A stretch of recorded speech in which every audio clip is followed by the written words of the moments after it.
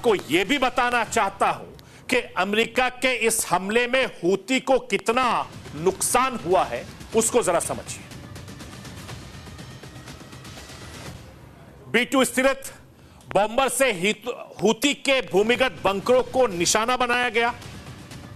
Yemen की राजधानी सना के नजदीक 5 हथियार डिपो पर सटीक हमला किया गया और दावा यह भी किया गया कि जमीन के भीतर हूती विद्रोहियों ने घातक हथियार छुपा कर रखे थे और हमले में हूती के दर्जनों लड़ाकों के मारे जाने की आशंका। मिडिल ईस्ट में कई सालों के बाद पहली बार अमेरिका ने अपना सबसे खतरनाक हथियार उतारा। इससे पहले अमेरिकी सेना ने यमन में फाइटर जेट का इस्तेमाल किया और अमेरिका ने 1 महीने पहले ही B2 बॉम्बर की तैनाती हिंद महासागर में भी की। मैं आपको यह भी बताना चाहता हूं कि इजराइल ने 1 अक्टूबर को हुए ईरान के बैलिस्टिक मिसाइल हमले का जवाब देने की कसम खाई है। जानकारों का यह दावा है कि अमेरिका चुनाव से पहले इजराइल ईरान के मिसाइल हमले का जवाब किसी भी वक्त दे सकता है। इसके लिए इजराइल ने पूरी तैयारी कर रखी है।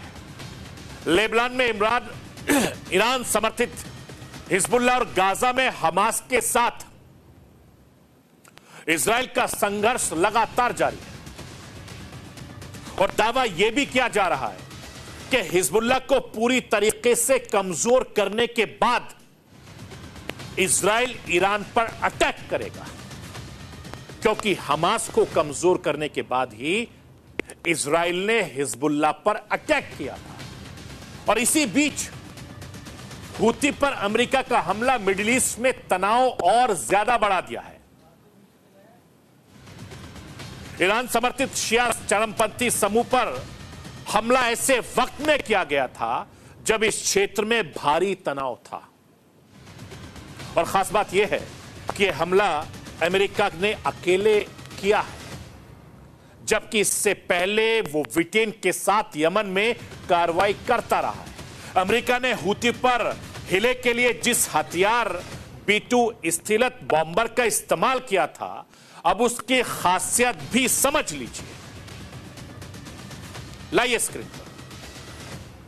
B2 स्थिलत बॉम्बर की खासियत इसकी स्टील्थ तकनीकी, भारी मात्रा में बम गिराने की क्षमता है और यह बॉम्बर परमाणु और पारंपरिक दोनों तरीके से हथियारों को ले जा सकता है। 50,000 फीट की ऊंचाई तक जाने वाला इस बॉम्बर को 2 पायलट उड़ाते हैं।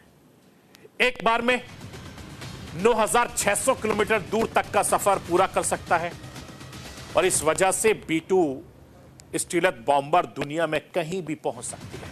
B2 स्टीलत बॉम्बर में कुल 4 इंजन होते हैं जो 18,000 किलोग्राम तक ले जाने की ताकत रखते हैं।